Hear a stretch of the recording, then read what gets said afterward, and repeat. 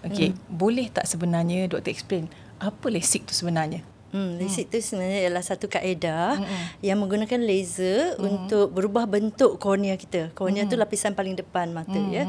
Meratakan dia, make it flat and make it thinner according to the power lah. Kalau power tinggi 800 kita kena buang banyak sikit. Kalau power 200 100 tu kita buang sikit supaya tak perlu pakai cermin mata. So kiranya orang yang buat LASIK ni dia rabun lah pastinya. Jadi rabun tu kategori yang baru-baru rabun ke ataupun macam mana? So bercakap pasal rabun ni sebenarnya kita ada 3 jenis rabun. Rabun jauh, rabun dekat, rabun astigmatism. Yang paling biasa and dekat Malaysia ni ialah rabun jauh. Rabun jauh tu maksudnya tak nampak clear jauh. Dekat boleh nampak. Tu terbalik dengan bahasa Inggeris. Kalau bahasa Inggeris dia short sighted. So short dengan jauh tu macam terbalik kan. So rabun jauh lah yang paling common kita buat LASIK. Kebanyakan I would say dalam 95% pesakit saya semua rabun jauh.